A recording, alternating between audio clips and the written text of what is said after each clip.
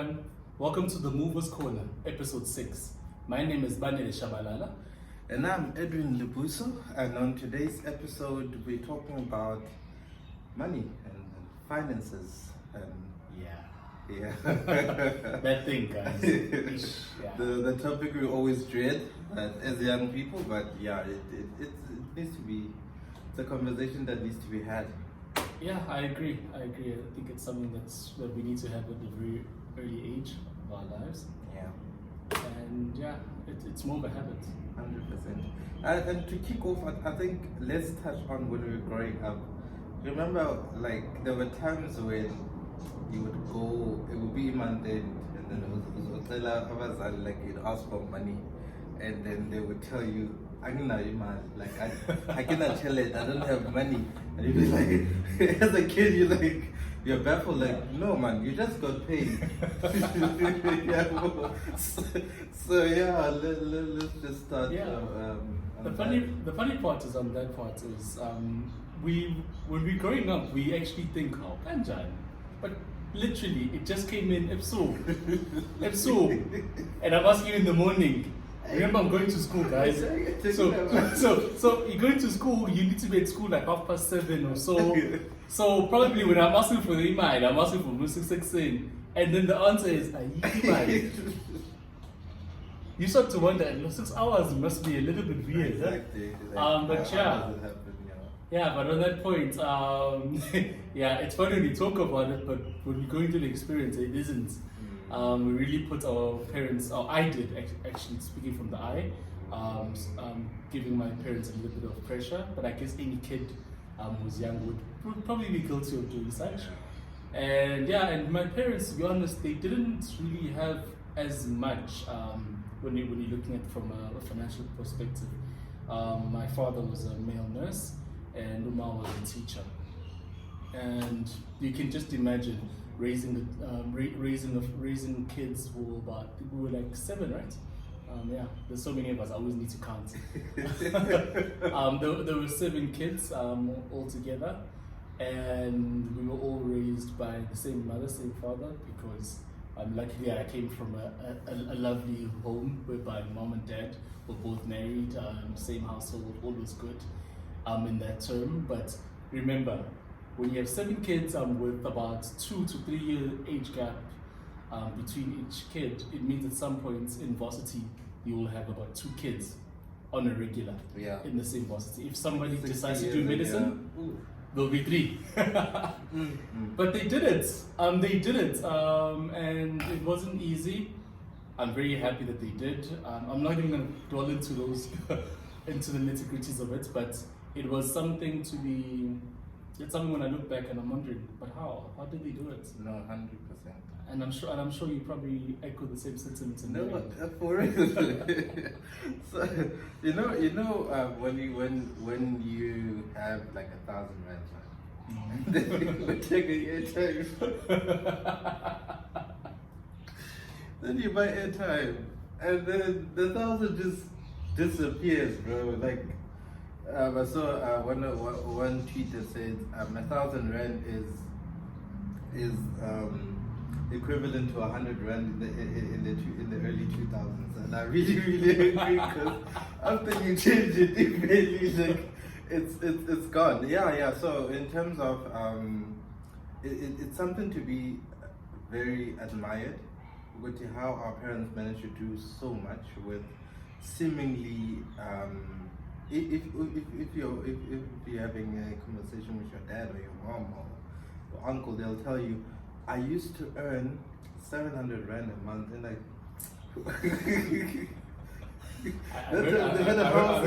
I heard the 5 rand song. Like, what's going on?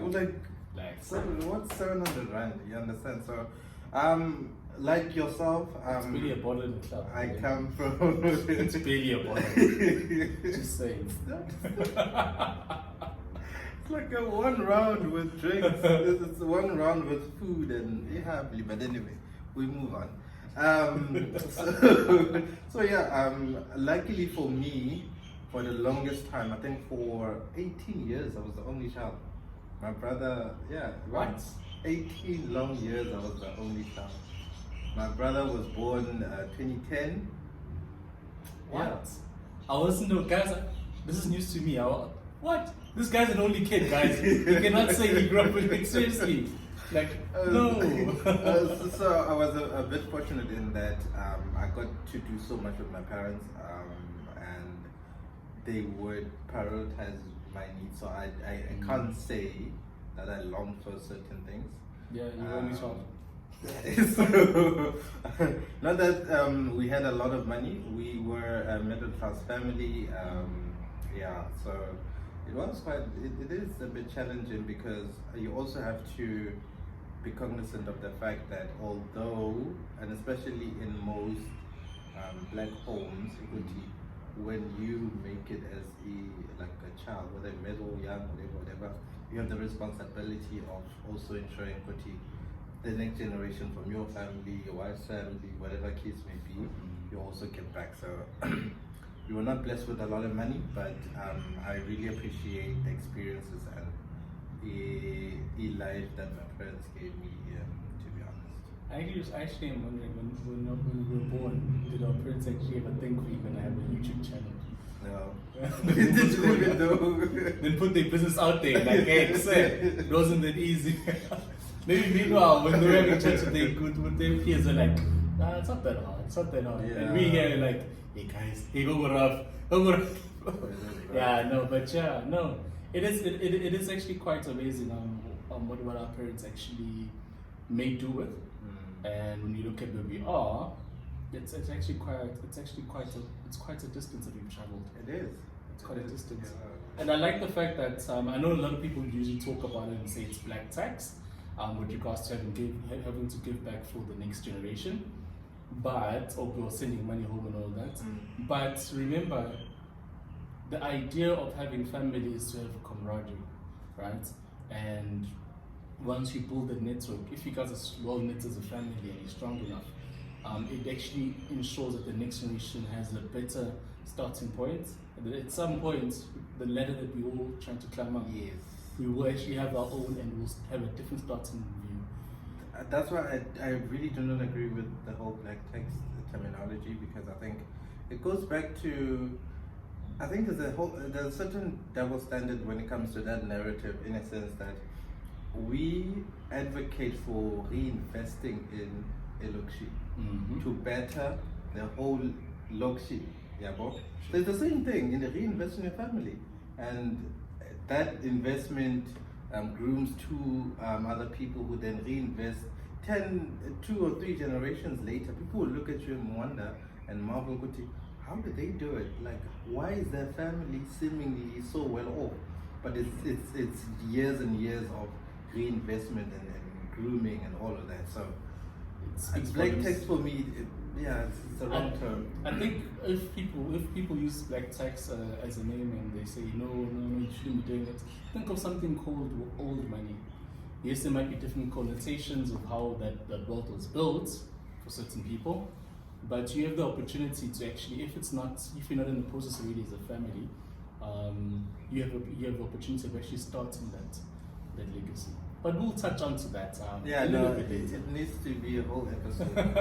Right, so we'll touch a little bit on it. I think on the third one. I think also, Banel, I don't know if you remember your first pay. I do. so I was fortunate enough to work very early. So my dad is, shout out to my dad. He is. I do want to put the other side.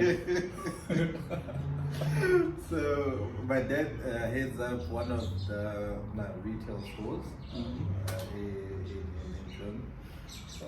So is this why you like the fashion thing? No, it's a food. It's actually a food retailer. That's why you love eating also. Yeah, of course. That's why I'm such a great cook, by the way. So. Okay. Anyway, that's another topic. The special where we do a cooking special, but anyway, that's later on. Yeah, so I had the privilege of working very early. So I think I was in grade 10. So I was vocational staff. So in December, a lot of people take leave and don't work from the 16th till Jan, right? January the 2nd. So staff rotation is quite. People are either absent or they take leave full on. One way or another, they're not there. Oh, exactly. Yeah, one way or another, they're not there. So there's a need for vocational staff such as especially young guys. So yeah, that was my first job. Worked. Yeah, it's 12 hours, guys. 12 hour shifts? 12-hour shift. Was it like full on 12 hours straight, or was there a break in between somewhere? Was it a 12-hour or 8-hour shift? No, it was an 8-hour shift at night. Yeah, 8-hour shift. And I remember I would get home. So we used to work from 12 till, no, from 4 till 10. 4 in the afternoon? 4 in the afternoon till 10. Okay. And then I would get home. Remember, the transport needs to take everyone home. So I would get home 12:30, 1 o'clock, depending. And then sleep again the same thing. Yo, it was taxing. And by the way, it's December, everyone is having fun, and you don't have a life because you can't do anything during the day because you are exhausted. Yeah, you're trying to recoup. Exactly, so that at night we have enough food. And Yeah. you walk full on straight from the 16, no holidays, no breaks, nothing. Holiday and break for once, man. Till the You were not working. till the second you're in it to win it was. so yeah, my first pay would come in early Jan. So When everybody's down. when everyone is broke and you are that guy. So I remember. And the thing with me is I never used to splurge on things. I was a bit sensible in a way, a bit mature for my age, but anyway. But I used that money to get, I've always been an outdoorsy person. Like I value experiences over owning certain things. Okay. For instance, I wouldn't. Like I'm opposed to ridiculously priced clothes. I'd rather have like an actual experience. Like I don't know. That's just alright, me. That's just no, me. that's fine. Yeah, Anyway, this is you. That's my story of my first pay, guys. I can almost imagine somebody who's watching this and they're thinking, it's too black men, I'm sure probably gonna look at us after this and like, are we sure they are as guys? We are. Yeah. It just depends on what you actually exposed to. In my case, my first pay, so it was from my first job. I was waiting tables. I was working at a restaurant in the Pavilion. I think it was 2011, somewhere in 2011, 2012. And I had gotten that job. And I remember the first amount that I got, I traveled to Johannesburg because I originally come from Johannesburg. And there I was meeting up with friends who are in now, still in varsity, they're still schooling, but guess what I have? I've got money, guys. Money. Oh yeah, to be honest, I don't remember what I really invested in during that time, but I had the experience. Might be a little bit different, but it was an experience. So I would actually assist my friends with regards to if there was any groceries that needed to be done, all of that. You was the tin fish guy. Yeah, it's okay. How many do you want? 10. What's up? Tin fish and beans, I got you. Like, dude, hey, it got us through. Look at what we're doing now. 100%. And noodles as well, very important. I still miss very them. important. I still miss those, yeah. To be honest, those days whereby you sit in the house, you like, you look at the pot and you're like, hey, AMC. Not today, eh? Or hard. Depends, guys. It depends, and you're like, Hey guys, shout out to Heart, guys. Heart, you raise a lot of great people. Just know that, like, yeah, actually, your legacy, Heart. I think they should have a campaign about that. Yeah, you raise a lot of. Yeah. Somewhere there's a CEO sitting somewhere, they know you very well. You might not know them, but they know you. And it'll probably be a generational thing. When their kids go to grow up, they're probably like, 100%. Here's your first set of pots. We grew up in your heart, guys.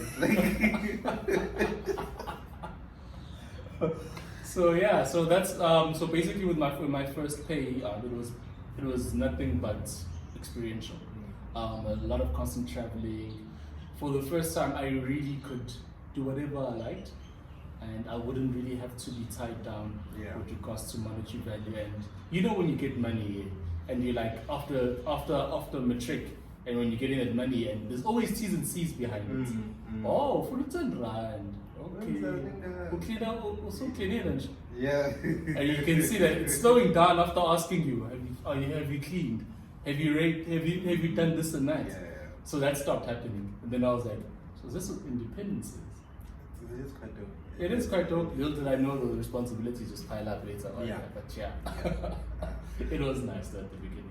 And on that, Vanilla, the fact that the transition between your parents giving you a certain amount and you now spending it yourself, there's a lot of pitfalls, and man, have we fallen for a lot of them. I know accounts is the first one. Well, when you start getting money, you think markup account again. I think we're the Edgar's more. I think to be honest, but that's a different. I had to fight with. Anyway, it's fine. I'll vent another time. But so accounts, I know it's one of the biggest ones, and it itself is not a pitfall, but what we do, because it's your first account, for instance, you get like a high credit amount, and then you go and buy stuff for all of it, like bro, pace yourself. So now you have this big debt that you need to pay on a monthly basis, and then because it's a junior job or it's a whatever job it is, internship is not secure, and then you end up defaulting, and then it just becomes it's a bit of turmoil. I think our clothing accounts are one of the greatest pitfalls that we do come across. And it's not because that we like to do it. I think it's one of the easiest ways to actually get credit to begin with, because also when you're getting advised by somebody, they usually tell you, no, start maybe have a store account just to build your credit score. Little do you know that you like your clothing, then you end up spending the entire 4 or 5K. Meanwhile, you're getting paid 2.5K on a monthly basis, and your expenses are 1.9. So do the math. Do your math. So it's so true, dude. It happens, and then you're sitting there and you're wondering. You know, that reminds me, on the application form, like, how much do you spend on food? 100 rand. Like, dude, you don't. Meanwhile, you know, oh god, it's after 2 days you've already kept that. You downplay all your expenses. How much is rent? 200. Like, where do you live, bro? But look, let's say hypothetically, first job, you are still living at home, you're not even contributing, lucky you. Some parents will give you the responsibility just to teach you that lesson, which is actually quite good in the long run. It's actually quite good in the long run. So as I was saying, so your costs are quite high, and you're getting paid the amount. Then you a boxer, that's what we call it, a boxer, and you literally chow this money as it is.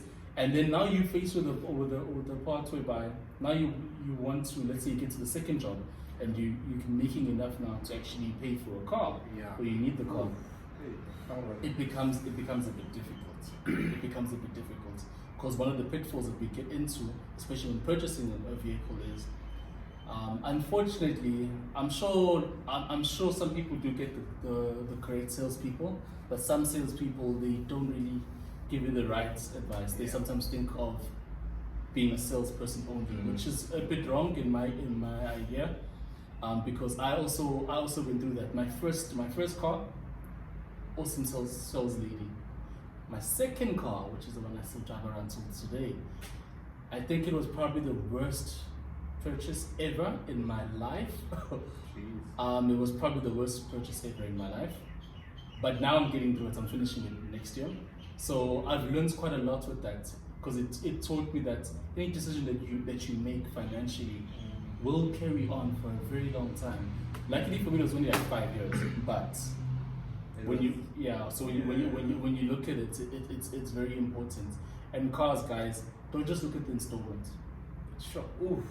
Yeah, I think that's another pitfall because you look at the installment and versus how much you're earning and you're like, no, I'm good, I got this. But there's a lot of costs involved. There's maintenance. You know what? Screw maintenance. Let's start with the very first thing that you have to do. Before you even walk out with it. There's fuel. Fuel engine. Just. This is before anything else, so there's fuel, right? And before you even get to the fuel, there's insurance which you need to have and load onto it prior to that. And most likely, if you're a black male, single, and you're purchasing a, I'm not going to mention the German brand. Yeah. But guys, it runs with the W though. In the Yeah. W corner. With the W just so. Like, guys, no. You will get killed. You will cream you when it comes to insurance. I know. How do you know that you're driving the car that we're speaking about that? So if you're driving a Kodama Metro and they stop you, just know you. Yeah, if there's a row of cars, they leave all the other guys going. You're the first one. They're like, hey, and you're like on the other lane. You should know. No. That's you. Like you went that way, then come this side. It happened to me in Pinetown. Yeah. Remember? Like old cars we were going through, and then my one is like, I wasn't up about. So in the W, that's what they say. Yeah, guys. In terms of you have to be very cognizant. You do your research when it comes to purchasing. I think my advantage was I got pre-approval before I then looked for a vehicle. I had an idea of the car that I wanted, right? But I got a pre-approval and to be honest, yeah, shout out to the Red Bank. Yeah, when it comes, oh my word, yeah. The vehicle finance team did a great job when they assisted me. Yeah, the pre-approval really helped me. So when I got to the dealership, they couldn't sell me on whatever they were trying to sell me. Like they wanted to add balloons and all of this. I was like, yeah, guys, no. Lucky. Yeah, exactly. Yeah. Lucky. So I would suggest, and again, guys, we have to put a disclaimer. We are not financial. This is not financial advice. It isn't. We're not financial experience, advisors. guys. We're not qualified financial advisors. We're just chatting about our experience. And Abandon, I believe you were a financial advisor. Yes, I was. So you can kind of take it. Yeah. So, guys, let's just say when it comes from a place of experience and knowledge. Yeah. And to be honest, I wish I'd actually known what I knew when I became a financial advisor. I think we should actually try and teach our kids and our fellow South Africans. You know what we can do, Benz? On our Facebook page, I think we can have like a webinar. Why not? For financial advice, yeah. Guys, maybe post a comment if you'd like that. I still know a number of people within the industry. Yeah. Banks, FSPs, a number of FSPs, and we can actually do that. I think, and then it will be advice from financial advisors, not yes, currently. Like guys, my certificate expired years ago, so like probably like the world's changed so many times. Plus, COVID keeps on changing everything too. So, like what I know now might not be as prevalent, but the basics are there. Simple. It's very simple, guys. Make sure that you're not spending more than 50% of your salary before it actually goes into your bank account. I know it's a bit hard to do it like that, hey guys.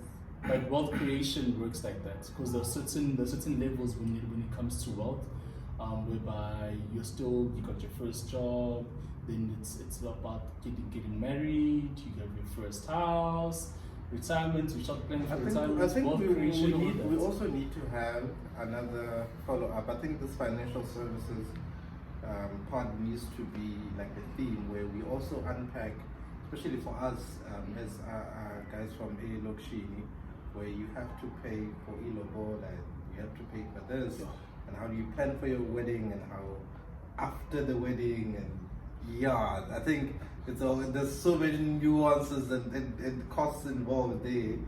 Maybe we also need to have an episode about that. Got a challenge for all the fathers out there. specifically the fathers. If you have a kid that is a boy, the day that he's conceived and you know it's a boy, start saving up for ilobolo.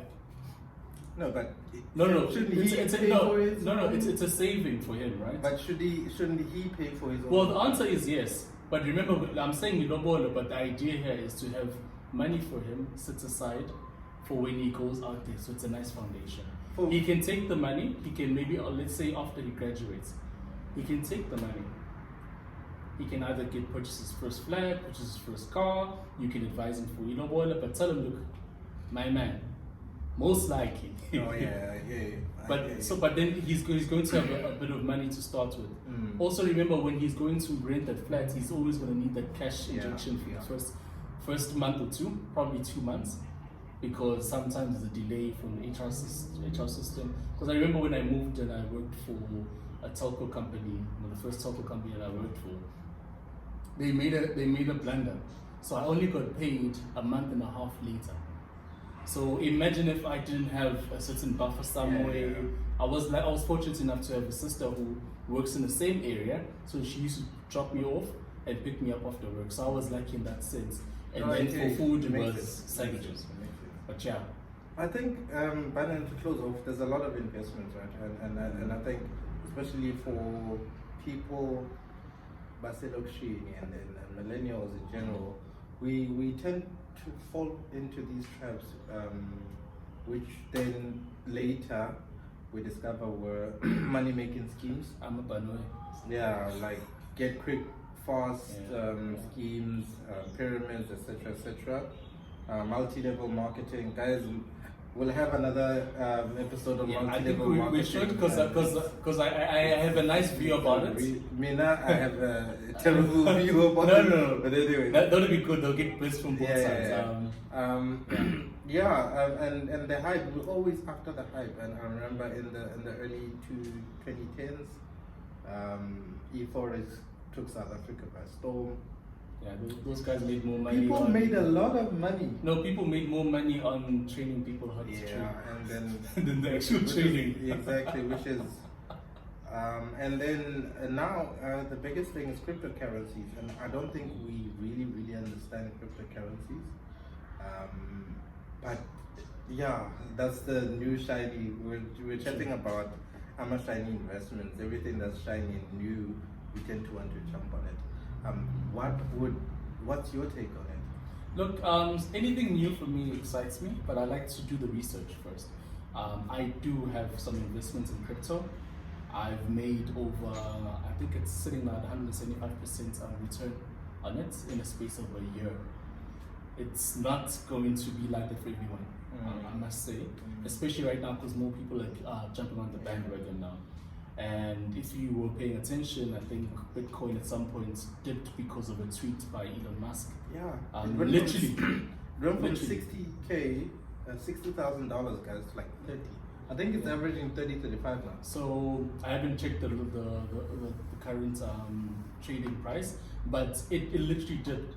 Luckily, when you diversify your portfolio, it kind of helps you out. I had Ethereum also on there, so luckily I was surviving because as Bitcoin was going down, Ethereum was actually going up. But anyways, let's not delve too much into it. But I believe research and another piece of advice if you're going to be investing, especially in this case in some cryptocurrency whereby the risk is all yours. Do not invest an amount of money which you cannot live without. Yeah, I think, but that's, yeah, it's a bit, it's a double-edged sword because you want to make enough of a return to either fast track or get on your way to building wealth, but also you need to also mitigate against risk. So it's a very hard to juggle between the two for most people. For instance, let's say you put in 1,000 rands, right? And then, like, for instance, just to take your example, you make 175% on it, but then you start wondering, what if I put in 10,000? What if I put it at 100,000? Don't put your Yeah, heart then- into it. You need to look at the numbers, guys. I know it's easier said than done, especially when you look at money, but that's critical. That's why sometimes getting somebody who's more qualified and more experienced to actually help and guide you on this is critical. And remember that different portfolios when it comes to risk also. So you have something called moderate. I think moderate is what you're looking at, the balance part. But the riskier it is, the higher it pays, but the more likely, if you're losing it, you lose a lot. Yeah. So that's, and I think it sits on that on that part when you look at crypto. Yeah. I think that it goes without saying, Oguti, experts are not found on Instagram. That is financial advice. Take it. They are not on Instagram. I'm experts. They're not on Instagram driving EM4 and G63s and popping bottles and Gucci bags At the age of 35. at the age of 35, and I just bought a 5 million rent house. Those are not experts, guys. Do your proper research. If you need to go into a bank or financial institution, rather do that. Do the research. Do Guys, the research. Research. Yeah. If there's anything you need to take away from here, Don't look it's at better money to and then be like, hey, man's is an hey. yeah, my On 25% Instagram, is go to something else. his Instagram, you'll see. There's a lot of him being tagged in, so I don't know. Go to his Instagram. Go to his Instagram and think, oh, so guys, anybody, but anyway. Yeah, guys, I think we can close it there. I think we should. We could actually continue for a very long time, but I think we should. Thank you very much, guys, for joining us. And don't forget to like, subscribe, follow, and comment. Yeah. And that financial, we're definitely going to do that financial series, guys. Please be on the lookout on our Facebook page. We'll have a couple of webinars. We'll invite some experts so that we all learn and grow together. Yeah. And guys, I think it goes without saying, thank you so much for the support. Like, Yeah, you know, like- something. I remember when I celebrated when it got to 100. Yeah, I never thought I would. guys. But you know what? It felt so good. Like Yeah. 100 people saw what we did and they loved it. Thank you so much for the support, guys. Thank you, guys. Yeah. Shout out, Brandon. Sure, guys.